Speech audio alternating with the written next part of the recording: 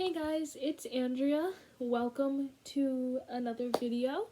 I'm not as Christmassy as I'd like to be, but I do have a little bit of Santa. I have a tree over here and a tree up here that you can't see too well. Let's see, November has come to an end.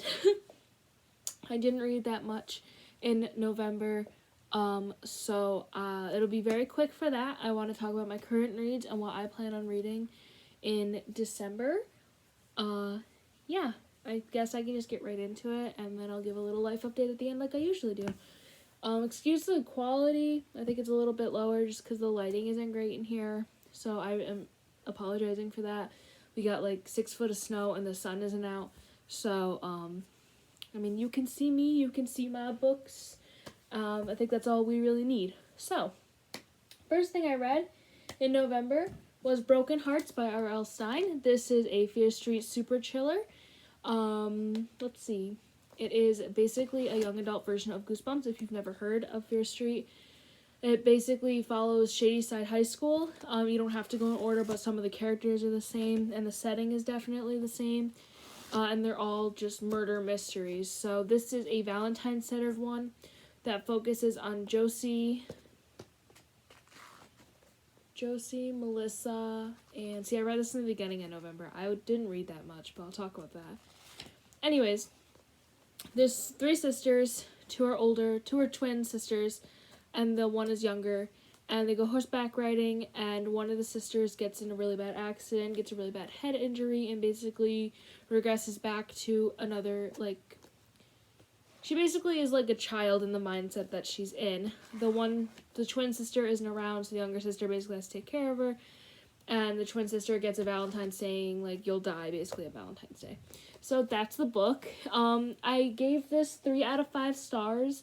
I have been giving Fear Street 3 out of 5 stars because they're alright, I guess. I used to like R.L. Stine a lot more than I do now. But they're fun reads. I definitely recommend the series for nice, quick reads if you want something a little cheesy. This one actually had a really good plot twist at the end that I wasn't expecting. It was one of my guesses, but definitely wasn't the top. So if you have the time, there are other Fear Street books that I recommend more, but this one was pretty good. So definitely recommend that. The other book I read, I do not have the physical copy because we read it in AP English, but it was Siddhartha by Herman Hesse. I don't know how to pronounce German names, but bonk. But, that's what I read. We read it in AP English. It is my teacher said it's a retelling of the Buddha, but Buddha's in it, so I don't see how it's a retelling. It's about this young man named Siddhartha. We've kind of said it both ways, so I'm not really sure what the pronunciation is. If you know, let me know in the comments, please. I'd really like to pronounce it the correct way. He's growing up with a religious dad, and he wants to find his own enlightenment. So he's like, peace out, Dad. I'm gonna go join the, what are they called? Samanas. So he pieces out. He doesn't like the Samanas. He's feeling like he isn't reaching the enlightenment. He feels like he's not really learning anything. So he goes to follow the teachings of the Buddha. Doesn't like the Buddha. He decides he needs to go on his own path. So he goes out on his own. Still isn't reaching enlightenment. So he basically finds this woman named Kamala and is with her for a while and kind of forgets about his enlightenment journey until he's about middle age, because we started this journey when he was really young. So now we're at where he's middle-aged, and he tries to kill himself. Doesn't kill himself. And then slowly he meets back with the ferryman that we had met previously, who helps him basically reach enlightenment, and there's some other stuff that's kind of put in there, but it's not that exciting. I gave it 3 out of 5 stars. It is a philosophical book and a psychological thriller. It's not really that exciting as a book. I'm not liking the movie so far that we're watching. Now that I'm seeing it play out on screen, I'm almost it's making me want to take my book rating down, but I'm not. I thought it was interesting. I do really look into Buddhism a lot by myself. I think it's an interesting religion. And I don't know, I just kind of really liked it. I thought the whole thing was interesting. So, that's all I read in November. I know, it's pathetic. I've been in a huge reading slump. But I would like to talk about some of my current reads and my plans for the rest of the year, and which, that's fast approaching, and then a quick life update. So, what I'm currently reading, I was reading another book, I believe it was called The Gingerbread Murders or something like that, but my dog decided to eat my book and throw a fit, so we're not reading that right now. I do have one, and I believe it's called something like that. It's by Joanne Fluke. If you ever heard of her, she does like food-based murder mysteries. But I went and dropped off some of my books at a little free library that's local to me, and they had some books that I had wanted to read. So I was reading The Gingerbread Cookie Murder, but I'm not reading that right now. But hopefully I would like to read that by the end of the year, because it is a Christmas book.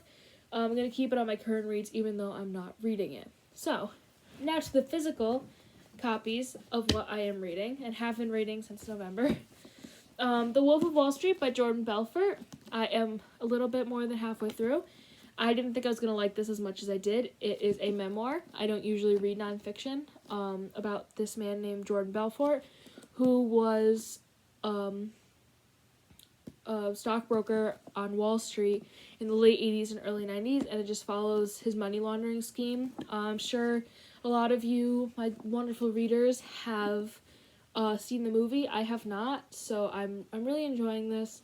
Probably gonna give it 4 or 5 stars just because it's written really well, and I don't understand all the stock terms, but I do look them up as I go along, because I feel like because it's a memoir, I don't expect him to describe terms that he knows unless it's a name or something, which he does. I really like this. I think it's funny, I think it's witty, and I'm excited to read more.